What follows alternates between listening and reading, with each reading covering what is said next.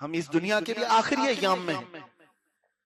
और ये बहुत दूर की बात नहीं है, रमजान गुजर रहा है। मैंने अभी पिछली शब में ही कहा था या दूसरी जगह मैंने अभी बयान में कहा, मैं पढ़ रहा था रमजान की ये जो ताकरात है ना, 21, 23, 25, 27, 29, ये 5 ताकरात, इन्हीं में से एक ताकरात होगी 23वीं या 25वीं।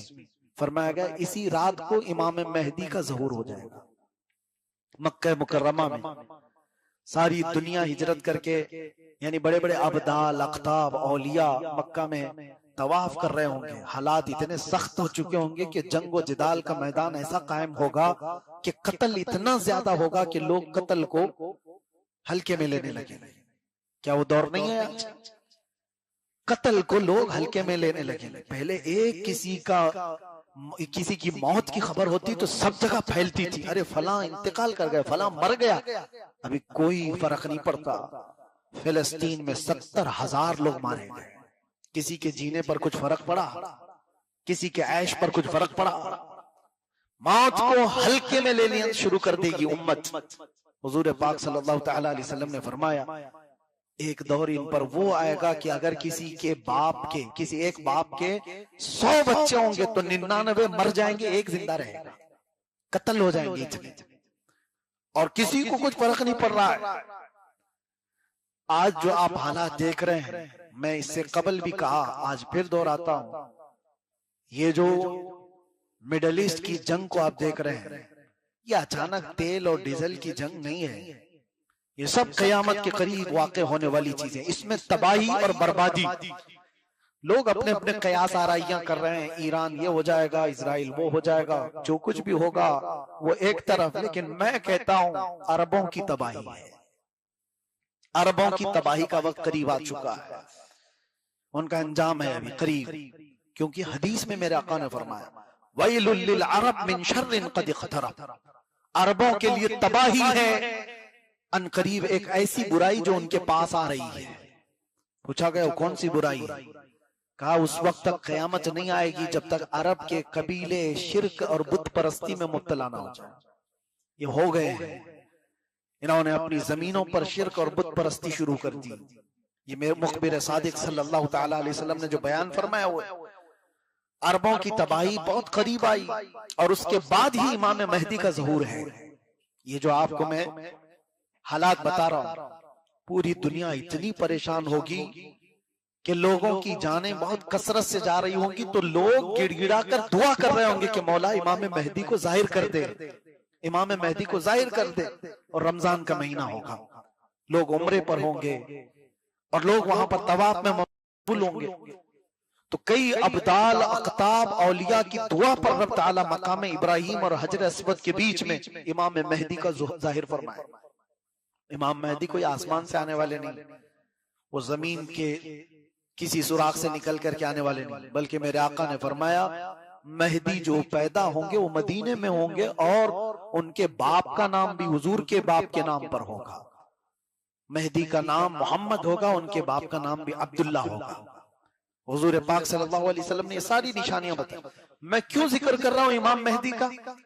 इसलिए जिक्र कर रहा हूं कि उनके जाहिर होते ही पूरी दुनिया में ऐसी तब्दीली आएगी, ऐसी तब्दीली आएगी। फरमाया गया कि शेर और बकरी एक साथ चल रहे होंगे, शेर बकरी पर हमला नहीं करेगा, अमन का वो माहौल आएगा कि कोई किसी पर जुल्म नहीं कर रहा होगा।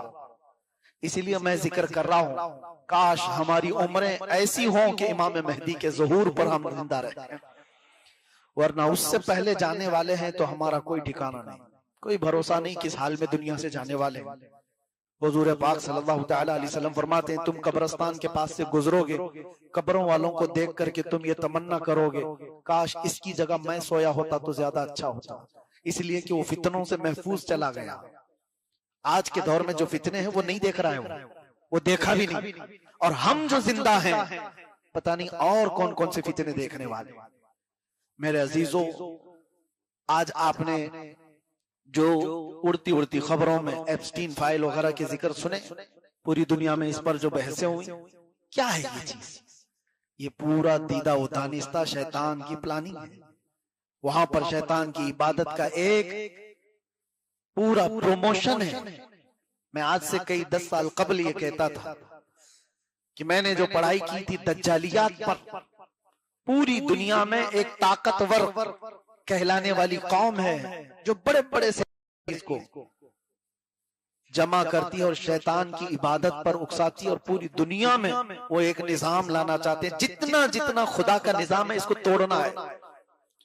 ये एप्स्टीन फाइल वगैरह सब, अरे वो पैसे वाले लोग हैं जिनको किसी चीज की कमी नहीं, उनको 12 साल की बच्चियों से जिना करने की क्या जरूरत पेश आई? छोटी 9 साल की 10 साल की बच्चियों के साथ रेप करने की क्या उनकी ये हवस कैसे? मैं आपको बताता हूं, आमतौर पर मर्द अगर ख्वाहिश भी करेगा तो अपनी उम्र या अपनी उम्र से थोड़ी छोटी औरत के साथ वो बदकारी कर लेगा, लेकिन ये तबीयत और फितरत के खिलाफ चीज कर रहा है आदमी, जो छोटी छोटी सी बच्चियों को उठाकर। वजह यह है कि शैतान के यहाँ निजाम ही ये है, शैतान के यहाँ निजाम ही है जो खुदा के यहाँ बहुत ज्यादा वईद वाली चीज है वो करके दिखाओ। जो अल्लाह को सबसे ज्यादा नापसंद है वो करके दिखाओ। मैं तुम्हें ताकत दूंगा जमीन पर, मैं तुम्हें शोहरत दूंगा जमीन पर, मैं तुम्हें माल दूंगा जमीन पर। इब्लीस लईन उब्बादुश शैतान नाम की एक तंजीम कायम है, आपको पता है, डेविल वर्शिपर्स। ये शैतान की पूजा करने वाले वो लोग, इसमें बड़े बड़े लोग मौजूद हैं। ऐसा नहीं है कि आप समझ रहे हैं कि ये कुफार और मुशरिकीन है।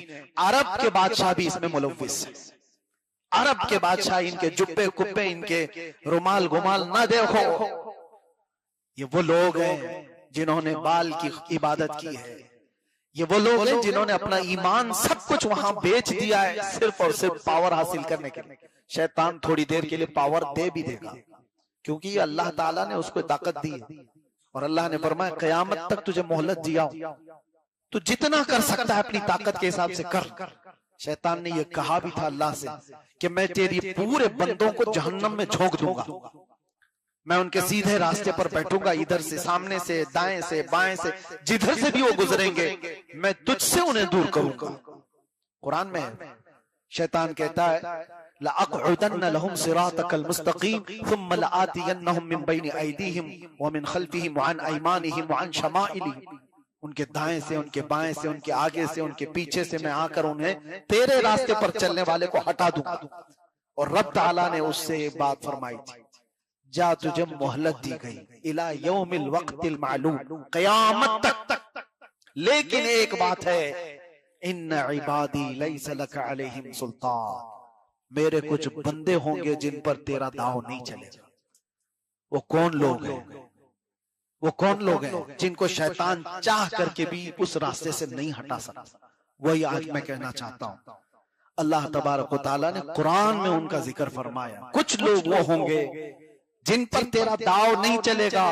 वो इस जमीन पर वो बंदे हैं जो खालिस मेरी रजा के लिए जिया करते हैं। उनका हर सजदा, यहां आज मैं ये बात कहने आया हूं, नमाज किस लिए पढ़ रहे हो? जन्नत मिलेगी कि नहीं मिलेगी? अल्लाह के नबी सल्लल्लाहु तआला अलैहि वसल्लम ने फरमाया ईमान की हालत में दुनिया से जाओगे तो जन्नत मिलेगी कि नहीं मिलेगी? तो जन्नत की ख्वाहिश है कि नहीं? जन्नत की ख्वाहिश है। इबादत हमने जन्नत हासिल करने के लिए की है, लेकिन एक जमात ऐसी है क़यामत के दिन मग़फ़िरत हो गई और क़यामत के दिन उनको लाया गया। अल्लाह ताला फरमाता, 3 जमातों का जिक्र है हदीस में। एक जमात है जन्नत में जाने वाली, तीनों जमातें जन्नती। अल्लाह ने एक जमात से पूछा तुम क्यों इबादत करते थे? उन्होंने कहा अल्लाह तेरी जन्नत की नियामतों के तज़किरे हमने बहुत सुने थे, ऐसी नियामतें, ऐसी नियामतें, ऐसी नियामतें, हमें तो जन्नत हासिल करना ही था। अल्लाह ने फरमाया जन्नत की ख्वाहिश करना भी इबादत है, मैंने तुम्हें जन्नत दे दी, जाओ। दूसरी एक जमात वो भी जन्नत में जा रही है, उससे रब ताला फरमाएगा तुम क्यों इबादत करते थे, तुम क्यों गुनाहों से बचते थे, आज तुम्हारी बख्शिश हो गई है। वो कहेंगे मौला तेरी दोज़ख से बहुत डर लगता था, भयानक अज़ाबात का हमने जिक्र सुना था, हम अपने आप को दोज़ख में झोंकने के लिए तैयार नहीं थे, इसलिए रातों को खड़े होकर तेरी इबादत करते थे। रब ताला फरमाता है मेरी दोज़ख से जो डरा उस पर भी मैं जन्नत वाजिब किया, जाओ जन्नत में चले जाओ। तीसरी जमात होगी उनको पूछा जाएगा तुम्हारी भी बख्शिश हो गई, तुम भी आज जन्नत में जाने वाले हो, बताओ तुम इबादत क्यों करते थे? वो कहते मौला वो दोनों जमातें जो गई हम वैसे नहीं थे, हमको न जन्नत में जाने की ख्वाहिश थी न जहन्नम का कोई तस्करा, हम तो खालिस तेरी रजा के लिए इबादत करते थे। ये मुखलिसीन की जमात है, इसका ही जिक्र कुरान में है। ऐसी जमात पर शैतान का दाव नहीं चलेगा। अब सुनो आगे की बात, मजे की है, रिवायत में है अल्लाह फरमाएगा तुम मेरी रजा के लिए करते थे, मैं राजी हुआ, जाओ जन्नत में। वो कहेंगे मौला अगर हम जन्नत में चले गए तो वो ताना मारेंगे कि तुम भी जन्नत के लिए करते थे और वहां बोल रहे हो अल्लाह की रजा के लिए। हम जन्नत में चले गए तो बदला हो जाएगा, हम नहीं जाएंगे। कोई ऐसी कौम है अल्लाह जन्नत दे रहा है और वो जा नहीं रही, वो कहेंगे कि रब ताला हमें जन्नत में ना भेज, हम तेरी रजा के लिए इबादत करते थे, तू राजी हो गया। अल्लाह फरमाता मेरी रजा यही है, अब जाओ जन्नत में। वो अड़े रहेंगे। रिवायत में मिलता है कि अल्लाह फरिश्तों को हुक्म देगा कि इनके हाथों और पैरों में बेड़ियां बांधो और इनको खींचकर जन्नत में ले जाओ। ये मुखलिसीन की जमात है, इनको खींच के ले जाओ जन्नत में। वही जमात है जिसके मुतालिक अल्लाह कुरान में फरमाता है इन्ना इबादी लैसा लका अलैहिम सुल्तान, मेरे वो बंदे हैं जिन पर तेरा दाव नहीं चलेगा शैतान का। आज जो शैतान कर रहा है, मैं बच्चों को आगाह करते रहता हूं, आपको अंदाजा भी नहीं कि आप अनजाने में उस रास्ते पर पड़ चुके हैं, आपको पता भी नहीं। आपके खाने पीने में, आपके पहनने में, आपके चलने फिरने में, आपके उठने बैठने में, आपके बोलने में शैतान उस रास्ते पर ला चुका है और बहुतों को पता भी नहीं, उन्हें मालूम ही नहीं है वो शैतान की बोली बोल रहे हैं, उन्हें अंदाजा भी नहीं। फहश गाने गाते हैं और जानते हो ये पूरी एक लॉबी है, गाने बनाने वाली, उसको सजाने वाली, संवारने वाली।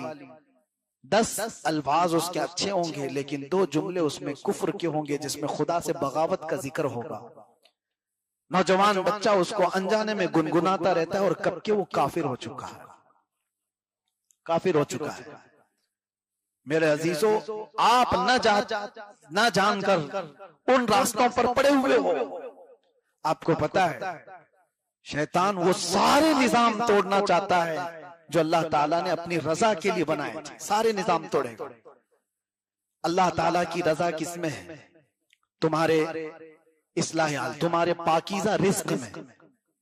तुम हलाल खाते रहोगे, अल्लाह राजी है, तुम्हारी जुबानों में असर है, तुम्हारी दुआएं जल्दी कबूल होंगी। लेकिन इब्लीस नहीं चाहेगा कि लुकमा भी तुम्हारे अंदर हलाल का जाए। पूरी दुनिया को वो इस तरह के निजाम में बनाया। आज दुनिया क्रेडिट पर चल रही है, सूद पर चल रही है। पूरी दुनिया को क्रेडिट पर लाकर नहीं खड़ा किया गया। सूद इतना आम हो चुका है, इतना आम हो चुका है कि लोग लेने में देने में कोई कबाहत ही नहीं महसूस कर रहे। जबकि मेरे आका ने फरमाया सूद का एक लुकमा खाना ऐसा है जैसे काबे के सामने मां से जिना करना। इतना बड़ा गुनाह है और ये आम कर दिया गया है, आम कर दिया गया। लोगों का कोई एहतमाम ही नहीं, हलाल खा रहा हूं कि हराम खा रहा हूं। जुबान के चटखारे, जुबान की लज्जतें नौजवान को यहां तक ले आई। ये सड़क चलते चलते कब कौन से पिज्जे, कौन से बर्गर खा रहा है इसे पता ही नहीं। कौन सी जगह से क्या खा रहा है, मुर्दा खा रहा है, हराम खा रहा है, इसे एहसास ही नहीं है। कितने ऐसे मैं जानता हूं, हमारे बच्चों ने खुद खबर दी है, मरी हुई मुर्गियों के शावर में खिलाते हैं सबको, बच्चों को कुछ एहसास नहीं। तुम्हारी जुबान से होकर निकलने वाला एक एक लुकमा अल्लाह ने फरमाया पाकीज़ा होना चाहिए, तब तुम्हारी जुबान का असर है, तुम्हारी दुआएं कबूल होंगी। और शैतान नहीं चाहता कि तुम्हारी कोई दुआ आसमान तक जाए। रिस्क का पूरा सिस्टम तोड़ करके रखा है। अरे हम तो उस जगह पर रह रहे हैं बेहया, कुछ ऐसे लोग हैं जो गोबर भी बेच रहे हैं, पेशाब भी बेच रहे हैं। हम तो उस जगह पर आ गए हैं और इसमें कोई आर भी नहीं महसूस करते। तुम्हारा क्या होगा? तुम पूरी दुनिया में किस तरह से रहोगे? कहीं जाते हो तो क्या खाते हो, क्या नहीं खाते हो? ये बहुत बड़ा चैलेंज है या नहीं हमारी जिंदगी का? बड़ा चैलेंज है।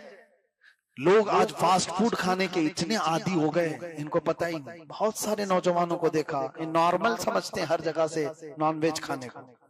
तुम्हें पता ही नहीं जो गैरुल्लाह के नाम पर कटा हुआ जानवर है, वो तुम्हारे लिए हराम है, मुर्दार है। कुरान ने कहा है मुर्दार है, वो तुम खा नहीं सकते। यहाँ बैठ करके ऑर्डर दे करके मंगवा लिया और जो आया वो खा लिया। तुम्हें पता भी है क्या तुम्हारे लुकमों में गया? ये सारा निजाम शैतान ने तोड़ करके रखा है। और एक बहुत बड़ी चीज मैं आपको बताऊं, इब्लीस लईन की पूरी ताकत आज इस बात पर है कि अल्लाह ताला ने जो नस्ल के नशो नुमा का जो निजाम बनाया है वो क्या है, क्या तरीका है? शादी। एक जवान लड़का एक जवान लड़की से निकाह करेगा, हलाल तरीका यही है। और इसी से इंसानी नस्ल की इर्तिका होगी, नस्ब महफूज रहे। इब्लीस ये नहीं चाहता किसी का नस्ब महफूज रहे। अल्लाह तबारक व तआला के सबसे ज्यादा इस पर कड़ा हुक्म दिया गया है। आपको पता है इस्लाम में एक हुक्म आपको पता है, औरत को जब कोई तलाक दे दिया या औरत का शोहर मर गया तो हमारे निजाम क्या है? इद्दत गुजारेगी नहीं गुजारेगी? सुना है ना आपने इद्दत का। औरत को तलाक देने के बाद वो औरत अगर दूसरे से निकाह करना चाहे तो उसकी इद्दत है। सबकी इद्दत अलग है, मरे हुए उसकी इद्दत अलग है, लेकिन तलाक की इद्दत अलग है। मैं एक एग्जांपल दे रहा हूं, किसी ने तलाक दे दिया औरत को, जवान, उसकी इद्दत क्या है? 3 बार उसके पीरियड आ जाए, हैज, औरत 3 बार हैज वाली होकर पाक हो जाए तब उसकी इद्दत खत्म होगी। अब वो दूसरे से निकाह कर सकती। वजह क्या है? औरत को इतना इंतजार क्यों कराया जा रहा है? अरे इधर छोड़ा उधर दूसरा निकाह कर ले औरत। नहीं, इस्लाम में नस्ब की हिफाजत पर इतना ज्यादा ताकीद है कि 3 हैज आ जाने का मतलब है पहले वाले शोहर का कोई कतरा भी उसके पेट में बाकी नहीं रहा। कोई चीज पहले वाले शोहर की उसके अंदर बाकी नहीं रही। अगर पहले वाले शोहर का नुतफा होता तो औरत को हैज नहीं आता, हमल खड़ा हो जाता, हमल ठहर चुका होता। और फिर उसकी इद्दत, जब तक वो हमल खत्म नहीं होता तब तक दूसरा कोई निकाह नहीं कर सकता। वजह क्या है? एक औरत के पेट में 2 मर्द या 3 मर्द, किसी का इख्तिलात इस्लाम चाहता ही नहीं। नसब नहीं मुख्तलित होना चाहिए, मिलना नहीं चाहिए। इस निजाम को तोड़ने के लिए शैतान पूरी कुव्वत लगा दी, पूरी कुव्वत। ये डेविल वर्शिपर्स जो हैं, इन्होंने दुनिया में कौन कौन से ऐसे नए तरीके लाए, आपको सुन करके आंखें फटी रह जाएं, कान खड़े हो जाएं। वाइफ स्वैपिंग, इसकी बीवी उसके साथ जाए, उसकी बीवी इसके साथ जाए। ये बड़े मालदारों के फैशन है। आज दुनिया इसको ऐब नहीं समझती। ये बड़े बड़े पैसों वालों के चोंचले हैं। अपनी औरतों को दूसरों के यहाँ भेजना, दूसरों की औरतों के साथ खुद चले जाना। माअज़ल्लाह रब्बिल आलमीन। ये निजाम कुदरत को तबाह बर्बाद करने के लिए इब्लीस ने पूरी ताकत लगाई। और जहां पैसे वाले ना हो वो क्या करेंगे? शादी का निजाम ही तोड़ दो। यूरोप में परसेंटेज अगर आप देखो तो इतने ज्यादा बच्चे वहां पर बगैर बाप के हैं कि उनको पता ही नहीं। और वहां पर तो इसी तरह बगैर शादी के रहने का रिवाज भी ऐसा हो गया, बगैर शादी के रहना है कि रिलेशनशिप ऐसी कायम की गई है कि जो निकाह के बगैर। अरे बड़े बड़े सेलिब्रिटी वो इस तरह से अपने आप को जाहिर करते हैं कि हम तो इसी तरह लिविंग में हैं, शादी नहीं है। ये निजाम किसने तोड़ा? ये इब्लीस लईन ने पूरी दुनिया में निजाम तोड़ रखा। चंद साल पहले मैंने ये भी मुताले में देखा था, अब ये सिलिकॉन की औरतें बना रहे हैं, सिलिकॉन की औरतें, कि मर्द जो औरत से शादी नहीं कर पाता वो सिलिकॉन की गुड़िया के साथ जिंदगी गुजारे, वो अपने जिस्मानी ख्वाहिशात उससे पूरी करे। LGBT कम्युनिटी को बहुत ज्यादा प्रमोट करना, ये इब्लीस लईन की तरफ से। मर्द मर्द से शादी कर सकता है, औरत औरत से शादी कर सकती है। इनको सड़कों पर ला करके प्रमोट किया जा रहा है कि इस चीज को भी कानूनी हैसियत दी जाए। अरे हमारे पार्लियामेंट में भी बहस चल रही है, हमारे यहाँ हुकूमतें भी इस बात पर अब सोचो विचार कर रही है। हैरत की बात है, ये निजाम कुदरत को तोड़ने के सारे मंसूबे। मैं आपको आगाह कर रहा हूं, जिस दौर में तुम जी रहे हो, इब्लीस लईन बड़े बड़े ताकतवरों के साथ खेल रहा है। छोटे मोटे लोग ऐसे ही बहक जाएंगे। अगर तुम्हारी नजर में पैसा कामयाबी है, अगर तुम्हारे नजर में बड़ा मनसब कामयाबी है, लिख करके रख लो, 2 दिन के अंदर तुम गुमराह हो जाओगे। और अगर तुम्हारे नजदीक पैसा हासिल करना और बड़ा मनसब हासिल करना कामयाबी नहीं है, तो दुनिया की सारी ताकतें मिलकर के तुम्हें सालों में भी गुमराह नहीं कर सकती। बस नजर में एक बात रहे, कामयाबी उसको कहते हैं कि मेरा रसूल एक बार मेरी तरफ देख ले। कामयाबी इसको कहते हैं कि मेरे नबी सल्लल्लाहु ताला अलैहि वसल्लम कभी ख्वाब में तशरीफ लाए और कह दे तू मेरा मलंग है। ये कामयाबी है, यह हकीकी कामयाबी है। कामयाबी की सर्टिफिकेट अगर दुनिया से तमन्ना रखते हो तो फिर मैं कहता हूं गारंटी के साथ गुमराह हो जाओगे, गुमराह हो जाओगे। इसलिए कि जब तुमने क्राइटेरिया बना लिया, कामयाब वो हैं जो हुकूमत की कुर्सी पकड़े हुए हैं, कामयाब वो हैं जिनके पास गाड़ी बंगले बड़ी बड़ी कंपनियों के मालिक हैं, तो अगर तुमने यही क्राइटेरिया बनाया है कामयाबी का, तो फिर देखो वो एप्स्टीन फाइल में कोई गरीब नहीं है, वो सारे बड़े बड़े मालदार हैं, हुकूमतों की कुर्सियों को थामे हुए लोग हैं, मल्टीनेशनल कंपनियों के ओनर्स हैं, उसके अंदर बड़ी बड़ी कंपनियों को चलाने वाले लोग। तुम्हारे अंदर कामयाबी का क्राइटेरिया यही रहा तो फिर तुम भी उन्हीं की तरह करने को आसान समझोगे कि इस रास्ते से बहुत जल्दी आ जाएगी। बोहेमिया वर्चुअल नाम से कैलिफोर्निया अमेरिका में कुछ ऐसी पार्टीज की जाती है, एक ये भी एक अलग तंजीम है। उसके अंदर, उस पार्टी के अंदर किसी इंसान को कत्ल करके उसका खून वहां पर बलि चढ़ाया जाता है और इंसान का पखाना खाया जाता है। मुआज़ल्लाह रब्बिल आलमीन, हर वो गंदी चीज की जाती है शैतान को राजी करने के लिए। और हैरत की बात मैं आपको बताऊं, ये चीज कोई गिरे पड़े हुए लोग नहीं करते, रास्ता चलने वाले लोग नहीं करते। ये जो पार्टी होती है इसमें सेलेक्टेड बड़ी बड़ी कंट्रीज के लोग होते हैं, बड़े बड़े सेलिब्रिटी हुआ करते हैं, वो नंगे उस वक्त होते हैं, उनसे जो ऑर्डर वहां पर किया जाए वो सब करते हैं। मेरी ये बातें रिकॉर्ड हो रही है, मुझे पता है। इसके खिलाफ बोलना भी आज के जमाने में बहुत सख्त है, उलमा इससे बोलने से भी कतराए। लेकिन मेरे अजीजों, मैं उम्मत को देख रहा हूं इन हालात की तरफ, कहीं ये हल्के में ना समझ लें। इसीलिए एक शेर में बार बार पढ़ता हूं, जगह जगह के थक चुके हैं तुम्हें ये हंगामे, नशाते लज्जते ख्वाबे गिरा बदल डालो, गलत रवि से मनाजिल का बहुत बढ़ता है, मुसाफिरों रविशे कारवां बदल डालो। उठो वगरना हश्र न होगा फिर कभी, दौड़ो के जमाना चाल अपनी चल गया। आज की इस शब में मेरा पैगाम सिर्फ ये है, वही महफूज रहेगा इस दुनिया में, वही महफूज रहेगा गारंटी के साथ जो इस बात पर अमल करेगा। किस बात पर? उन्हें जाना, उन्हें माना, उन्हें जाना, उन्हें माना, न रखा गैर से काम, लिल्लाहिल हम्द में दुनिया से। हाँ, वो गारंटी के साथ मुसलमान हालत में जाएगा।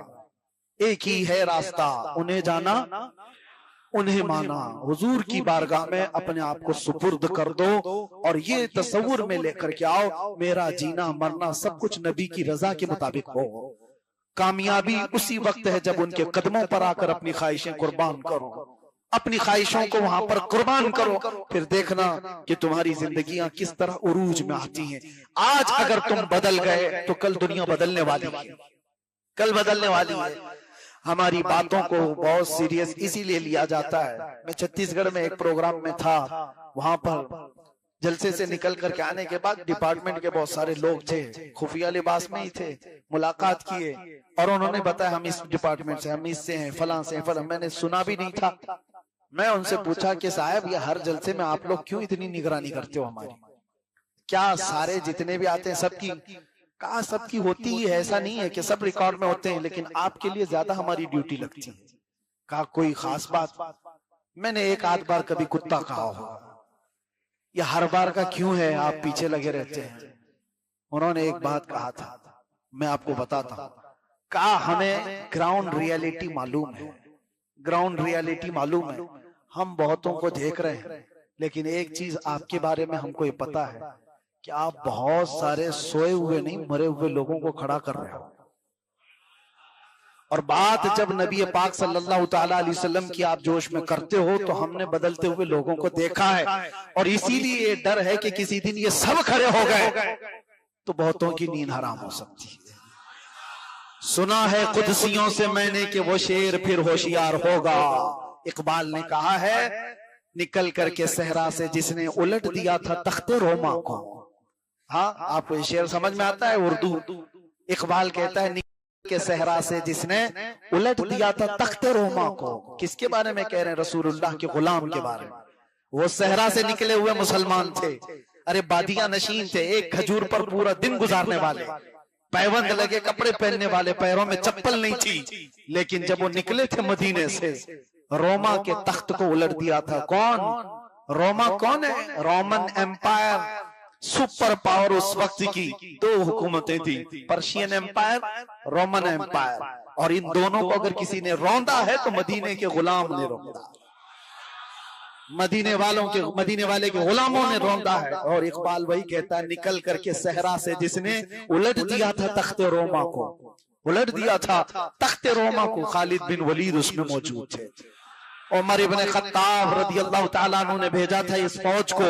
रूमी जो रोमन एम्पायर के लोग थे, 4 लाख की तादाद में आए थे, और उन्होंने कहा था ये अरब के बद्दू हमसे लड़ेंगे, ये अरब के बद्दू हमसे लड़ेंगे, ये जिनको कपड़े पहनने का सलीका नहीं, इनकी तलवारें ढंग की नहीं, ये हमसे लड़ेंगे। खालिद बिन वलीद ने एक जुमले में उनका जवाब दिया था, कहा रूमियो तुम वो लोग हो जितना तुम शराब को पसंद करते हो, हमारे पास वो जमात है जो शहादत को पसंद करती है। तुम्हारे यहाँ जैसे शराब का नशा है, हमारे यहाँ शहादत का नशा है। इसी जुमले पर वो दंग रह गए थे और दुनिया ने देखा, उनके छितड़े उड़ गए थे, टुकड़े बिखर गए थे। रोमन एम्पायर भी खत्म, पर्शियन एम्पायर भी खत्म। ईरान को आज हजरत उमर फारूक का एहसान मानना चाहिए। ईरान की फतह जो हुई है वो हजरत उमर फारूक के दौर में हुई। सैयदना उमर इब्ने खत्ताब रदियल्लाहु ताला अन्हु के दौर में, और साद इब्ने अबी वक्कास ने की थी। ईरान का मैटर अलग रखो, लेकिन मैं आपसे ये कहता हूं कि इकबाल के उस शेर की तरफ आओ, निकल करके सहरा से जिसने उलट दिया था तख्ते रोमा को। ये तो तारीख की बात है ना, लेकिन इकबाल कहता है सुना है कुदसियों से मैंने, कुदसी कहते हैं फरिश्तों को। इकबाल कहता है सुना है कुदसियों से मैंने कि वो शेर फिर होशियार होगा। जो तख्ते रोमा को उल्टा था, कयामत से पहले वो शेर फिर एक बार आएगा। इसी उम्मीद के साथ हम जी रहे हैं। वो शेर कब होशियार होगा? वो आसमान से नहीं आएगा, वो जमीन से नहीं निकलेगा, वो हमारी महफिलों से ही निकलेगा। तय करके उठो है नौजवानों, जीना है तो मेरे मुस्तफा की रजा के लिए जीना है। इन हालात का मुकाबला करना है, जिस कदर भी सख्त है मुकाबला करना है। चाहे तुम्हारी जान झांकनी के वक्त आ जाए और तुम्हारे लिए हालात बद से बदतर भी हो जाएं, तुम्हें एक रास्ता मजबूती से पकड़े रहना है। आजमाइश के दौर में जी रहे हो, इम्तिहान के दौर में जी रहे हो, डर और सहम करके मत जियो। करबला के मैदान में इमाम हुसैन ने अपने बच्चों से यही तलकीन की थी। अपनी छोटी सकीना को उठा करके कहा था, जब वो घोड़े को पकड़ कर खड़ी हो गई थी, बाबा मत जाओ, आखिरी निशानी रसूलुल्लाह की आप है, आप जाएंगे वापस नहीं आएंगे, हमको किसके सहारे छोड़ जाएंगे।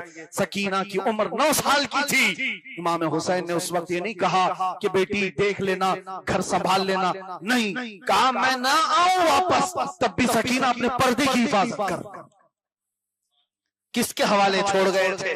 उतने सख्त हालात देखने के लिए भी अपने बच्चों को उन्होंने तैयार किया था। हम में से किसी की हिम्मत नहीं आज 6 माह का बच्चा अपने गोद में उठा करके, वो भी हलकूम छिला हुआ, लेके खड़े हो सकते हो आज? इमाम हुसैन ने वैसा तैयार किया था अपने खानदान को कि भाई का लाशा भी पड़ा हुआ है, घोड़े दौड़ रहे हैं लाश के ऊपर, देखो और जमे रहो। बाप तुम्हारा कत्ल हो चुका है, लाश उठाने वाला कोई नहीं है। अब्बास के बाजू कट गए, खानदान अहले बैत देख रहा था। और इमाम हुसैन ने कैसे तैयार किया था इन हालात पर भी ईमान के साथ रहना। और उनमें से एक भी मुझे तारीख में बताओ कोई ये सब हालात देख करके यजीद की बारगाह में गुहार लगाया हो कि छोड़ दो, अब माफ कर दो हमारे खानदान को, हम आ रहे हैं तुम्हारे साथ बैत करने? एक भी बच्चे ने कहा? नहीं कहा, क्योंकि हुसैन ने ऐसा तैयार किया था। और मैं कहता हूं अगर तुम हुसैनी कौम हो, हर आने वाले चैलेंज के लिए खड़े रहो, डटे रहो। अरे जेल जाना, ये आना जाना, ये सब हमारे आबाओ अजदाद की सुन्नत है। मुजफ्फर को मुक़य्यद न समझ ऐसे याद, मेरी असीरी भी सुन्नत आबाई है। आप इन हालात से न घबराओ। अगर तुम्हारे किसी इमाम को, तुम्हारे किसी आलिम दीन को जिससे तुम मोहब्बत करते हो, मैं अपनी बात नहीं कर रहा, आज अगर मुसीबत में देखते हो तो डर और सहम के जीना शुरू न करना। ये तो एक रिहर्सल है, खुदाई कानून का एक दस्तूर है। हो सकता है छोटी सी झलक तुम्हें दिखाई गई, तुम्हारे सामने अगर फंदा लगाकर हमें लटका भी दिया गया तो उस वक्त भी तुम्हारी जुबान पर नारे तकबीर अल्लाहू अकबर ही होगा। मुस्तफा करीम सल्लल्लाहु अलैहि वसल्लम की मोहब्बतों से कोई समझौता नहीं होना चाहिए। जब ये कैफियत तुम्हारे अंदर आई तो हमें यकीन है कि फिर पूरी दुनिया की ताकतें और शैतानी इब्लीसी ताकतें तुम्हारा ईमान नहीं खरीद सकती, तुम्हारा ईमान नहीं खरीद सकती। मैं अपने बच्चों को मजबूत चाहता हूं, इतना मजबूत देखना चाहता हूं। आज तुम्हारे भी फ्यूचर क्या होने वाले, हर बाप डरा हुआ है, हर बाप डरा हुआ है। इसीलिए मेरे अजीजों, बच्चों को इश्क रसूल इतना पिलाओ कि इनको जिस जंगल में भी छोड़ो बेखौफ होकर के छोड़ो कि मैंने अपने नबी का बना कर रखा है, कोई ताकत इसे गुमराह नहीं करेगी। अल्लाह करीम हमारे बच्चों को इस्लाह हाल अता फरमाए।